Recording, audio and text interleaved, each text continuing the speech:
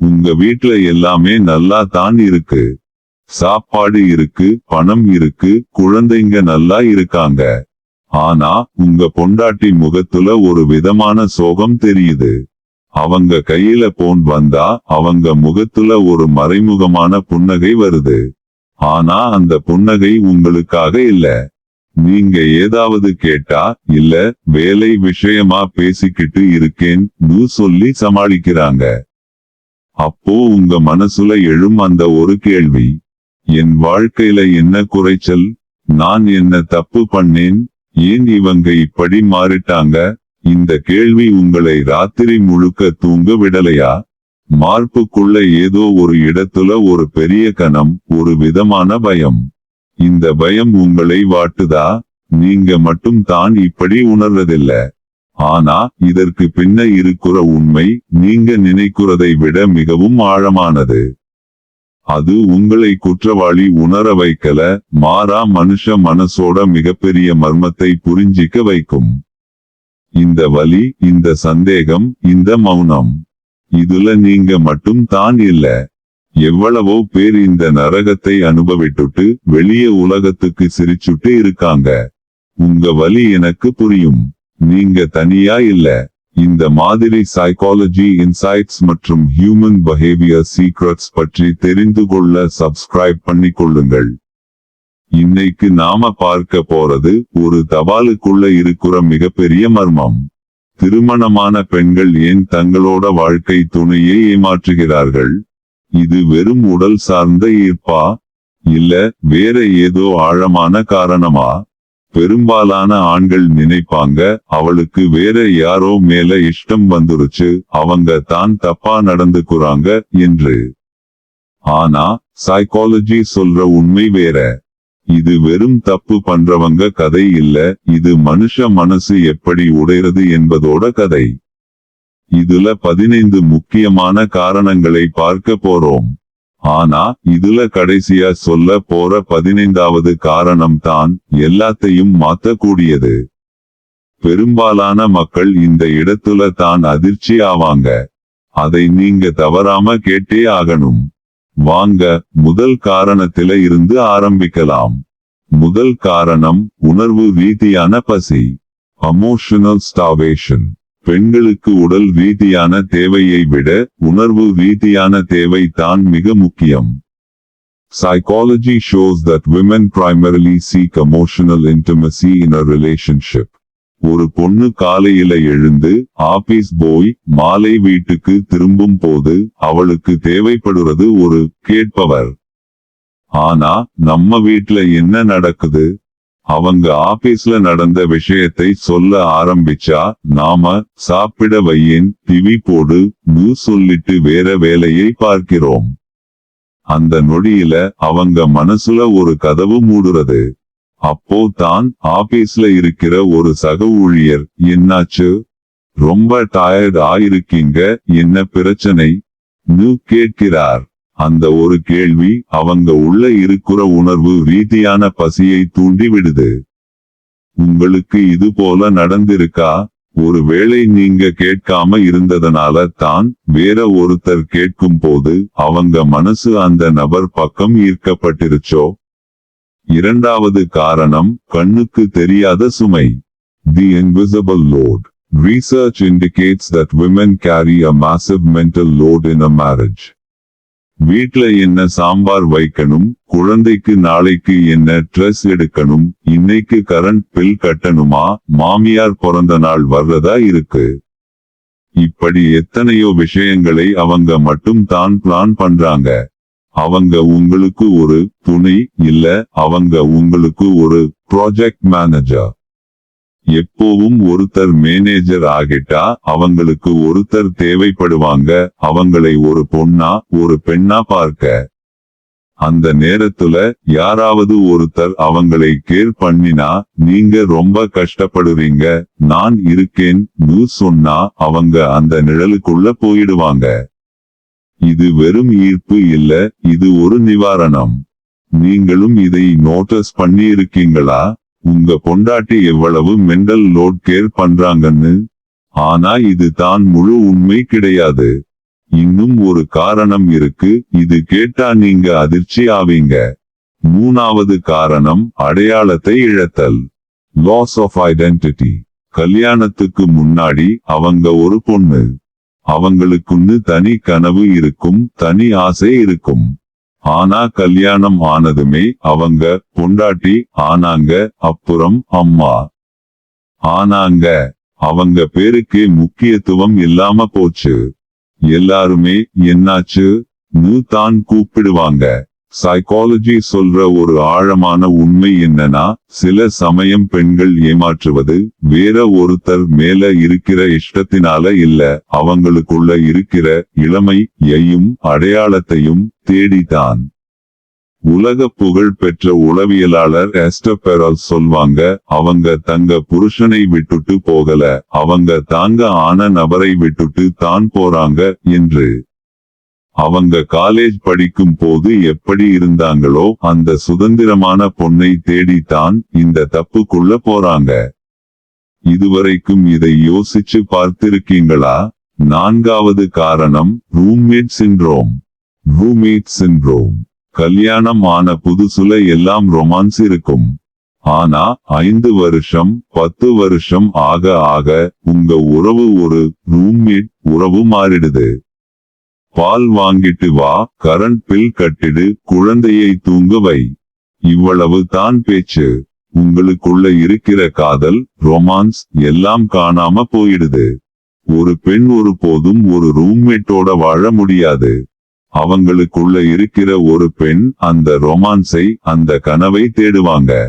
அந்த நேரத்துல யாராவது ஒருத்தர் அவங்களுக்கு பூ வாங்கி கொடுத்தா அல்லது ஒரு டேட்டிக்கு கூப்பிட்டா அந்த ரூம்மேட் வாழ்க்கையில இருந்து தப்பிக்க நினைப்பாங்க. ஐந்தாவது காரணம் பாராட்டு மற்றும் அங்கீகாரம். Validation and appreciation. Psychology shows that lack of appreciation is a major predictor of relationship dissatisfaction. 10 வருஷமா அவங்க உங்களுக்காக சமைக்கிறாங்க, உங்களை கேர் பண்றாங்க. ஆனா நீங்க ஒரு நாளாவது இன்னைக்கு சாப்பாடு ரொம்ப நல்லா இருக்கு, உனக்கு இந்த சேலை ரொம்ப அழகா இருக்கு சொல்லி இருக்கீங்களா? மாறா இன்னைக்கு சாம்பார்ல உப்பு அதிகம் சொல்லிட்டு போயிருப்பீங்க. அந்த நேரத்துல வெளிய உலகத்துல ஒருத்தர் உங்க ஐடியா எனக்கு ரொம்ப பிடிச்சிருக்கு, இன்னைக்கு நீங்க ரொம்ப அழகா இருக்கீங்க சொன்னா அந்த பாராட்டுக்காக அவங்க அந்த நபர் பக்கம் ஈர்க்கப்படுவாங்க. ஒரு பெண்ணுக்கு தான் பார்க்கப்படுறோம், தான் பாராட்டப்படுறோம்னு ஒரு ஃபீலிங் வந்துட்டா அவங்களை யாராலும் தடுக்க முடியாது. பெரும்பாலான மக்கள் இதை கவனிக்கவே மாட்டாங்க. அடுத்த காரணம் ரொம்பவே டேஞ்சரஸ். ஆறாவது காரணம் தீர்க்கப்படாத கோபம். Unresolved resentment. திருமணத்துல எவ்வளவோ சண்டைகள் வரும். ஆனா சில விஷயங்களை மன்னிக்காம மனசுக்குள்ளேயே வச்சுட்டு அந்த கோபத்தை உள்ளுக்குள்ளேயே அடக்கி வச்சுக்கிறோம். அப்போ எனக்கு துணைக்கு வரல, என் அம்மா கிட்ட தப்பா பேசினாரு, நான் உடம்பு சரியில்லாம இருந்தப்போ கேட்கல, இப்படி எத்தனையோ காயங்கள். இந்த காயங்கள் ஆறாம உள்ளுக்குள்ள சீழ்கட்டி அது ஒரு வெறுப்பா மாறிடும். சில சமயம் இந்த வெறுப்பு ரிவெஞ்ச் சீட்டிங் அல்லது எமோஷனல் செக்கிங் அவுட் ஆக மாறுது. அவர் என்னை புரிஞ்சிக்கல, நான் ஏன் அவருக்காக காத்துக்கிட்டு இருக்கணும் என்ற ஒரு மறைமுகமான பழிவாங்கும் உணர்வு. இது ஆரோக்கியமான உறவு இல்ல, இது ஒரு நோயான மனசு. ஏழாவது காரணம் தப்பித்து ஓடுவதற்கான கற்பனை. The fantasy of escape. நாம நினைக்கிற மாதிரி அவங்க வேற ஒருத்தர் கூட போய் புதுசா வாழ்க்கை வாழணும்னு ஏமாத்துறது இல்ல. அவங்க தங்களோட இந்த மோனோட்டோனஸ் ஆன சலிப்பான வாழ்க்கையில இருந்து தப்பிக்கணும்னு நினைக்கிறாங்க. அந்த வேற ஒருத்தர் ஒரு எஸ்கேப் ரூட் ஆக மட்டும் தான் அவங்களுக்கு தெரிகிறார். அந்த நபர் கூட பேசும்போது அவங்க உலகமே மறந்துடுது. அது ஒரு கற்பனை உலகம். அந்த கற்பனை உலகத்துல எந்த பிரச்சனையும் இல்ல, எந்த கவலையும் இல்ல. ஆனா நிஜத்துல அந்த நபர் கூட வாழ்க்கை செட் ஆனா அதே பிரச்சனைகள் தான் மீண்டும் வரும். ஆனா அந்த கற்பனைக்காக தான் அவங்க இந்த தப்புக்குள்ள போறாங்க. எட்டாவது காரணம் உணர்வு ரீதியான விசுவாச குறைவு. Emotional infidelity precedes physical. பெண்கள் நேரடியா உடல் ரீதியான தொடர்புக்கு போறதில்லை. அது முதல்ல emotional affair ஆக தான் ஆரம்பிக்கும்.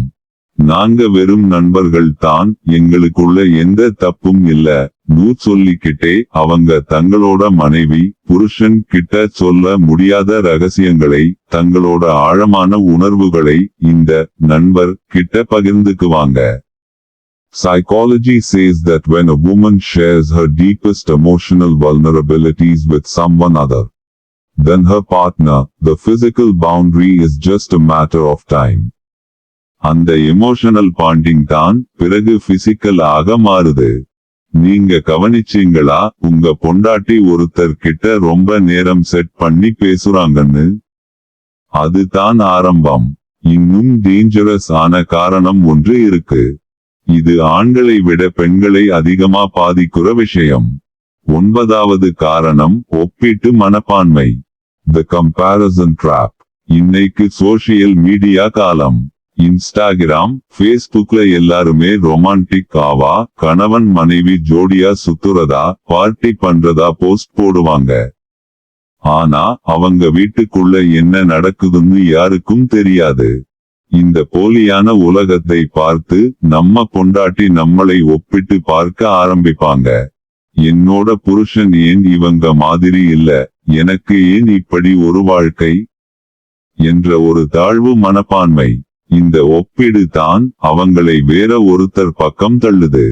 அவங்க குறைந்தபட்சம் என்னை புரிஞ்சுக்குவாரு என்ற ஒரு மாயையான நம்பிக்கை. பத்தாவது காரணம் ஆழமான பகிர்வு இல்லாமை. Lack of vulnerability. ஒரு பெண் அழும் போது அவங்க கண்ணீரை துடைக்கிற ஒரு கை தேவை. ஆனா நம்ம ஆண்கள் என்ன பண்றோம்? ஏன் அழுகிற, பிரச்சனையை சொல்லு, சரி பண்றேன் லாஜிக் பேச ஆரம்பிடுவோம். அவங்களுக்கு லாஜிக் தேவை இல்ல, அவங்களுக்கு ஒரு கண்ணீர் துடைக்கிற கை தேவை. நீங்க அவங்களை புரிஞ்சுக்காம பிரச்சனையை சரி பண்ண பார்க்கும் போது அவங்களுக்கு நீங்க மீது இருக்கிற நம்பிக்கை போயிடும். அப்போ யாராவது ஒருத்தர் அவங்க அழுகையை கேட்டு பரவாயில்ல நான் இருக்கேன் சொன்னா அந்த ஆழமான பகிர்வு அவங்களை அந்த நபர் கூட கொண்டு போய் விட்டுடும். 11வது காரணம் உடலுறவு இல்லாத திருமணம். The dead bedroom. இது ரொம்ப முக்கியமான விஷயம்.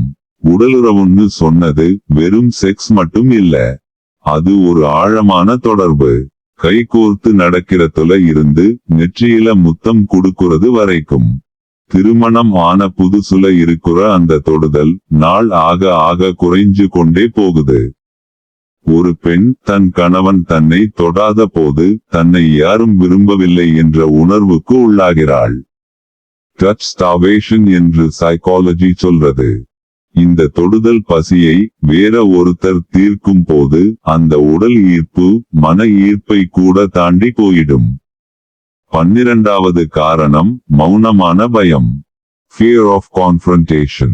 சில சமயம் ஒரு பெண்ணுக்கு தன் திருமணம்ல சந்தோஷமே இல்ல, அவங்க தன் புருஷனை பிரியணும்னு கூட நினைப்பாங்க. ஆனா விவாகரத்து என்ற வார்த்தையை கேட்டா சமூகம் என்ன சொல்லும்? குழந்தைங்க என்ன ஆவாங்க? பெற்றோர் மனசு என்ன ஆகும் என்ற பயம். இந்த பயத்தினால அவங்க நேரடியா பிரிய முடியாம ஒரு டபுள் லைஃப் வாழ ஆரம்பிக்கிறாங்க. வீட்ல நல்ல பொண்டாட்டியா இருப்பாங்க, ஆனா உள்ளுக்குள்ள அவங்க வேற ஒருத்தர் கூட வாழ்ந்துட்டு இருப்பாங்க. இது ஒரு கோழைத்தனமான முடிவு, ஆனா சமூக பயம் தான் இதற்கு காரணம். 13வது காரணம் மீண்டும் ஆசைப்படப்பட வேண்டும் என்ற தாகம். The need to feel desired. வயசு ஆக ஆக உடம்புல மாற்றங்கள் வரும். முகத்துல சுருக்கம் வரும், உடல் எடை கூடும். அப்போ கண்ணாடி முன்னாடி நின்னு நான் இப்போ அழகு இல்லையா ஒரு பெண் கேள்வி கேட்பாங்க. அந்த நேரத்துல கணவன் நீ ரொம்ப மாறிட்ட நேர்ல சொல்லாட்டியும் மறைமுகமா அவங்களை தவிக்க வைப்பாரு. அந்த நேரத்துல வேற ஒரு ஆண் அவங்களை பார்த்து உங்களை பார்க்க ரொம்ப அழகா இருக்கு ன்னு சொன்னா அந்த வார்த்தை ஒரு மயக்க மருந்து மாதிரி வேலை செய்யும். தான் இன்னும் ஒரு பெண், தான் இன்னும் ஆசைப்பட தகுதியானவள் என்ற உணர்வு அவங்களை அந்த தப்புக்குள்ள தள்ளுது. 14வது காரணம் தடை செய்யப்பட்ட கனியின் கவர்ச்சி. The thrill of the forbidden. மனுஷ மனசுக்கு தடை செய்யப்பட்ட விஷயங்கள் ரொம்ப பிடிக்கும். அந்த ரகசியம், அந்த பயம், அந்த சஸ்பென்ஸ். இது எல்லாம் சேர்ந்து மூளையில டோபமீன் என்ற ஹார்மோனை சுரக்க வைக்குது. இந்த டோபமைன் ரஷ் ஒரு போதை மாதிரி. அவங்க செய்யறது தப்புன்னு தெரிஞ்சும் அந்த தப்பானதுல இருக்கிற ரோமான்சம், அட்ரனலின் ரஷ் அவங்களை கட்டுப்படுத்த முடியாம பண்றது. இது ஒரு விதமான அடிக்ஷன். இந்த போதையில இருந்து மீளுறது ரொம்ப கஷ்டம். இப்போ நாம அந்த கடைசி மிகப்பெரிய மிக ஆழமான 15வது காரணத்துக்கு வந்துட்டோம். ஆனா இதுல இன்னும் ஒரு ஷாக்கிங் விஷயம் இருக்கு. இந்த உண்மையை கேட்டா உங்களுக்குள்ள ஒரு பெரிய மாற்றம் ஏற்படும். 15வது காரணம் தன்னுடனான இணைப்பை இழத்தல். Disconnection from the self. இது தான் எல்லாத்தையும் விட மிகப்பெரிய உண்மை. ஒரு பெண் ஏமாற்றும் போது அவங்க தங்க புருஷனை ஏமாத்துறதில்ல, அவங்க தங்களை தானே ஏமாத்துறாங்க. சைக்காலஜில இதை செல்ஃப் ஏலியனேஷன் ன்னு சொல்வாங்க. திருமணம், குழந்தை, வேலை, வீட்டு வேலைன்னு அவங்க தங்களுக்கான நேரத்தை, தங்களை புரிஞ்சுக்கிற நேரத்தை முழுசா இழந்துடுறாங்க. தங்களுக்குள்ள இருக்கிற ஆத்மா செத்துடுது. அந்த இறந்த ஆத்மாவை மீண்டும் உயிர்ப்பிக்கிற ஒரு போராட்டம் தான் இந்த ஏமாற்று வேலை. அந்த வேற ஆண் அவங்களுக்கு ஒரு கண்ணாடி மாதிரி. அந்த கண்ணாடி வழியா தாங்க மீண்டும் ஒரு உயிரோட இருக்கிற பொண்ணுன்னு நம்பிக்கிறாங்க. இது ஒரு cry for help. உதவிக்கான கத்தல். அவங்களுக்கு தேவை வேற ஒருத்தர் இல்ல, அவங்களுக்கு தேவை தங்களை தாங்க மீண்டும் கண்டுபிடிக்க. இந்த உண்மை தான் எல்லாத்தையும் விட மிகவும் வலிமையானது. இந்த 15 காரணங்களையும் பார்க்கும் போது உங்களுக்குள்ள என்ன நினைப்பு வருது? கோபமா? இல்ல ஒரு விதமான பரிதாபமா? நிஜத்துல சீட்டிங் என்பது ஒரு தனி நபர் பண்ற தப்பு மட்டும் இல்ல. அது ஒரு உறவுல இருக்கிற மிகப்பெரிய வெடிப்பு. அது ஒரு அறிகுறி தான். நம்ம உறவுல எங்கேயோ ஒரு இடத்துல நாம கவனிக்காம விட்ட ஒரு வலி இருக்கு. இந்த வீடியோ போட முடிவுல நான் உங்களுக்கு ஒரு சின்ன விஷயம் சொல்லணும். உங்க வாழ்க்கை துணை தப்பு பண்றாங்கன்னு தெரிஞ்சா அல்லது சந்தேகம் வந்தா முதல்ல அவங்களை குற்றம் சாட்டாதீங்க. முதல்ல உங்க உறவுல எங்கேயோ ஒரு இடத்துல உணர்வு ரீதியான பாலம் உடைஞ்சிருச்சான்னு பாருங்க. நீங்க அவங்களுக்கு ஒரு துணையா இருந்தீங்களா? இல்ல ஒரு எஜமானரா மாறிட்டீங்களா? உங்க வீட்ல ரொமான்ஸ் இருக்கா? இல்ல அது ஒரு ஆபீஸ் ஆகிடுச்சா? ஒரு உறவுன்னு சொன்னது ஒரு கண்ணாடி மாதிரி. அதுல உங்க முகத்தை நீங்க பார்க்கணும்னா அந்த கண்ணாடியை நீங்க தான் சுத்தம் பண்ணணும். உங்க பொண்டாட்டியை, உங்க வாழ்க்கை துணையை மீண்டும் ஒரு முறை கண்டுபிடியுங்கள். அவங்க கிட்ட பேசுங்கள். அவங்க கனவுகளை கேளுங்கள். அவங்களை பாராட்டுங்கள். அவங்களை ஒரு பெண்ணாக பாருங்கள், ஒரு பொண்டாட்டியாக, ஒரு அம்மாவாக இல்ல. நீங்க இந்த மாற்றத்தை உங்கள இருந்து கொண்டு வந்தா உங்க உறவுல இருக்கிற எந்த பிரச்சனையையும் சரி பண்ணலாம். ஆனா மாற்றம் எப்போவுமே உங்கள இருந்து தான் ஆரம்பிக்கணும். உங்க வலி எனக்கு புரியும். ஆனா அந்த வலியை ஒரு பலமா மாத்துங்க. உங்க உறவை மீண்டும் கட்டமைக்கிற ஒரு சான்ஸா எடுத்துக்குங்க. இந்த வீடியோ உங்க மனசுல ஒரு பெரிய சிந்தனையை ஏற்படுத்தி இருக்கும்னு நம்புறேன். உங்க வாழ்க்கையில இப்படி ஒரு அனுபவம் உங்களுக்கு நடந்திருந்தா அல்லது இந்த 15 காரணங்கள்ல ஏதாவது ஒன்னு உங்களை கனவாக தட்டி எழுப்பியிருந்தா கீழே காமெண்ட்ல உங்க அனுபவத்தை பகிர்ந்துக்குங்க. உங்க கமெண்ட்ஸ் வேற ஒருத்தருக்கு ஒரு பெரிய பலத்தை கொடுக்கும். இந்த மாதிரி ஆழமான சைக்காலஜி இன்சைட்ஸ் மற்றும் ஹியூமன் பிஹேவியர் சீக்ரெட்ஸ் பற்றி தெரிந்து கொள்ள இந்த சேனலை சப்ஸ்கிரைப் பண்ணிக்கொள்ளுங்கள். உங்க மனசுக்குள்ள இருக்கிற இருட்டை நம்ம வார்த்தைகளால வெளிச்சமாக்குவோம். லைக் பண்ணுங்க, ஷேர் பண்ணுங்க. நன்றி, வணக்கம்.